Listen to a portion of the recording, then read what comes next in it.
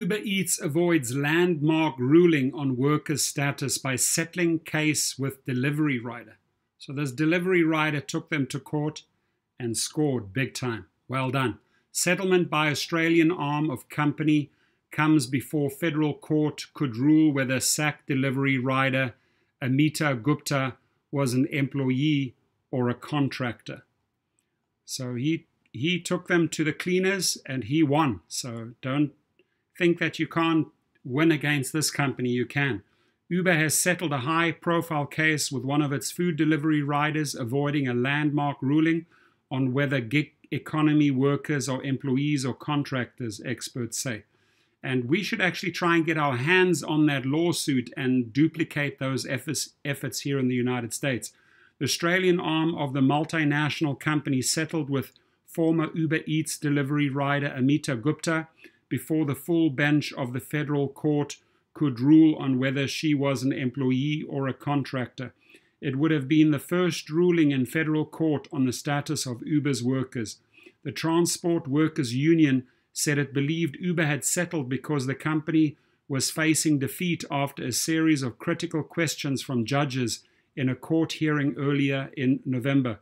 Federal Court Judge Mordecai Bromberg said in court that Uber Eats riders appear to be the representative of the Uber Eats despite the company's protests.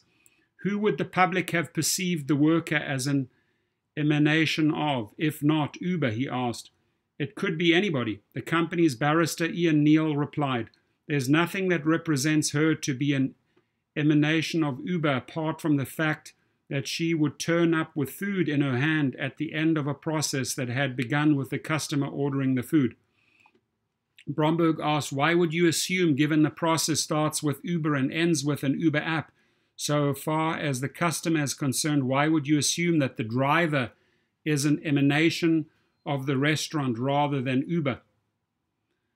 He continued, everybody knows what function Uber plays. The restaurant's function is to prepare the food. Uber's function is to deliver the food. Isn't that right? The very name Uber would convey to the ordinary person some form of transportation service, wouldn't it? Neil replied, we would not accept that. Labour law expert Prof. Joanne Riley Munton from the University of Technology, Sydney, said it appeared that Uber had decided not to take the risk of a court ruling and settled. Earlier rulings in the Fair Work Commission had sided with the tech giant and ruled their workers were not employees. This case would have been the first ruling in the federal court. Uber has clearly taken the view that a federal court decision of a full bench finding that Ms. Gupta was in fact an employee would be very disruptive of its business model, Riley Munton said. The settlement means that there is still no federal court ruling on the question of whether workers like Ms. Gupta are employees. So there is no precedent to disturb the Fair Work Commission's findings in the Gupta case or in earlier cases. The Transport Workers Union National Secretary Michael Caine said he was confident Uber would have lost. It is clear from the court hearing that Uber was on the ropes, he said. A settlement was the only option left to the company in the face of a potential judgment.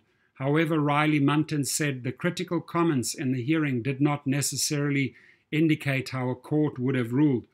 She said the recent case of CFMMEU versus Personnel Contracting Pty Lty, where a backpacker challenged whether he was an independent contractor, showed the limits of relying on comments. Justices Lee and Alsop were both very critical of the arrangement and said that it beggared itself that a person doing such manual work was an independent contractor, but they still decided that he was one because they felt constrained by an earlier decision dealing with the same labor hire outfits contract, she said. So critical comments don't always lead to a decision. Still, the law is still unresolved in a case like Gupta's. They wouldn't necessarily have any precedent that they had to follow in that case. An application of the High Court authority in Hollis versus Vabu Pty Ltd may well have found that she was an employee. Riley Munton said the union was correct in saying the case if it had not been settled, could have reshaped the entire gig economy.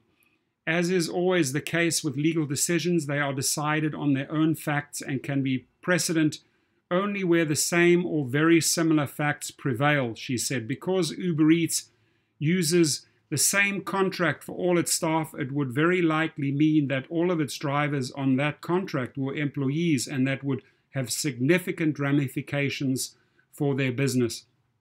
It would also pave the way for other platforms to be challenged if the terms of their contracts and their working arrangements are the same.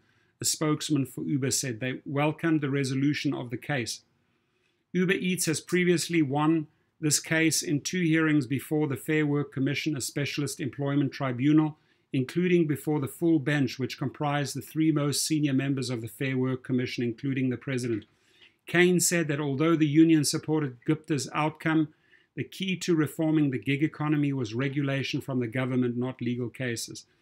It should not take brave workers like Amita standing up to a global multinational corporations to hold them to account, he said.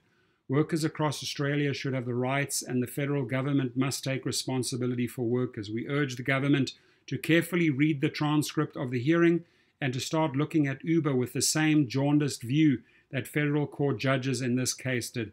Riley Munton said the case could lead to more Uber workers taking the matter to court and winning a settlement. I advise you in Australia, if you're an Uber or Uber Eats driver, get your hands on that case, do some research, duplicate the efforts, get it in yesterday. You will win in early 2021. Just get right on it, my friends. I think one of the most interesting outcomes of this case is that other Uber workers with a grievance might feel empowered to push harder for a settlement themselves. Very good. In seeking to avoid litigation that is getting uncomfortable, Uber might need to treat the claims of workers more seriously in the future to avoid matters proceeding to court. There could be a de facto improvement in workers' treatment, at least when it comes to challenging being sacked from the platform.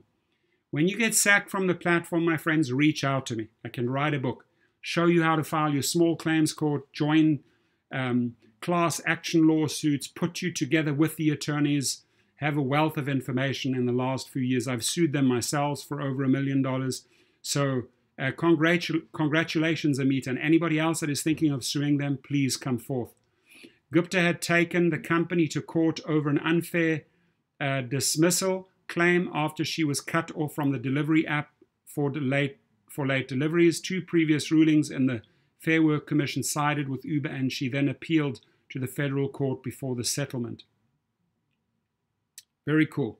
Very, very happy to hear that. Now, please reach out to me if you're from Australia or here in the United States. We got to get our hands on that lawsuit. If anybody has it, send it to me. I will publish it here. I'll make a video. Huge shout out to my sponsor, Cover, Kover, the gig protection plan starting at $7 a month, all $7 a month, all the benefits and perks you need in one membership, 24/7 health service, automatic mileage tracking, sick leave, pay time off, legal protection, which I love. They have a legal arm called Legal Rideshare. If you get deactivated or wrongfully terminated by any of those companies, you can take action with the combination of Cover and Legal Rideshare. Now, Legal Rideshare on its own is an amazing company because they represent gig workers throughout the United States. If you have an injury, if you're injured, your car's damaged, you have property damage, wage losses, let them handle the entire insurance process for you. So I'd love some feedback on that article. Wish you a great day and Happy New Year, my friends. Today is the 31st of December, 2020. We look forward to 2021.